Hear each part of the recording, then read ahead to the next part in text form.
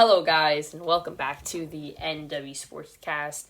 Today I'm going to be going over the news that Ian Rappaport said that the 49ers are officially deciding between Trey Lance and Mac Jones as their quarterback that they will take as the third overall pick. This is going to be one of the first times that quarterbacks are taken in the first, second, third pick, and possibly the fourth pick if the Atlanta Falcons take this. My very quick thoughts on this is that as a Seahawks fan, I'm pumped. I really am. I'm pumped because, I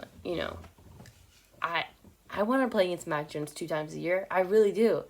If I could have played against Mac Jones 2 times a year instead of even Jimmy Garoppolo, that's a huge success in my opinion because Jimmy G can make throws. He's somewhat of a, more dynamic player than Mac Jones. He had all the talent in the world.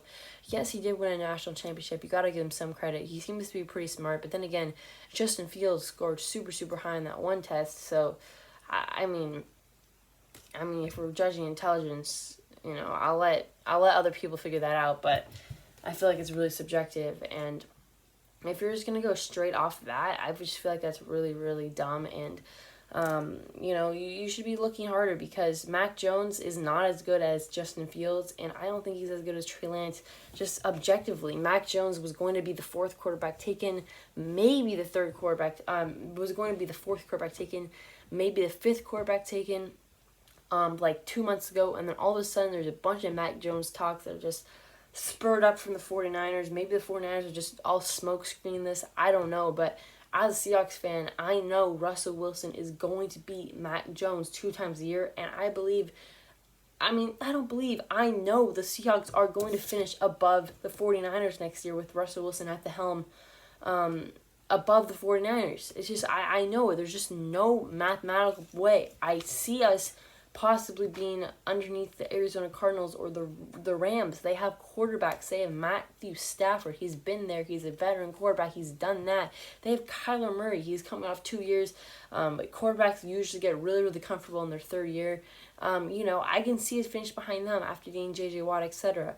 But if you put a really talented 49ers team, you have Jimmy Garoppolo that took you to the Super Bowl and actually outplayed Patrick Mahomes 3 times, guys.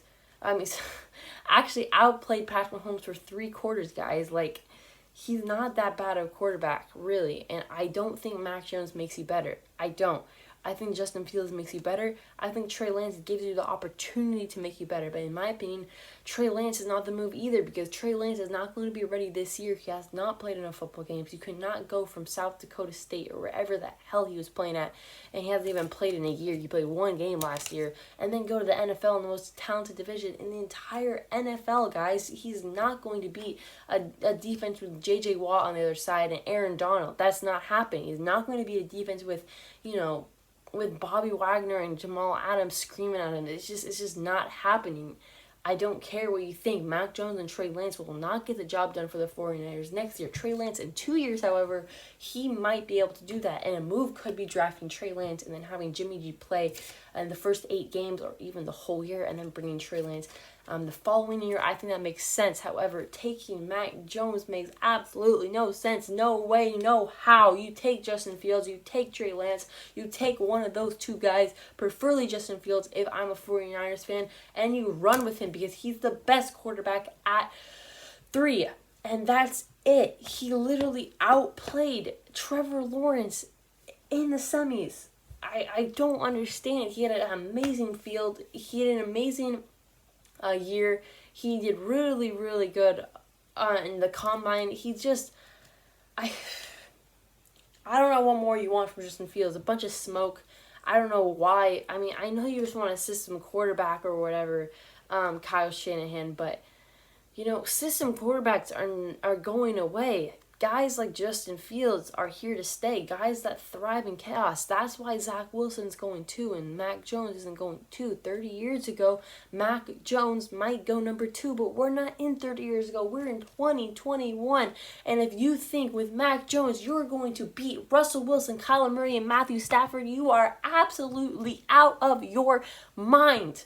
You're out of your mind.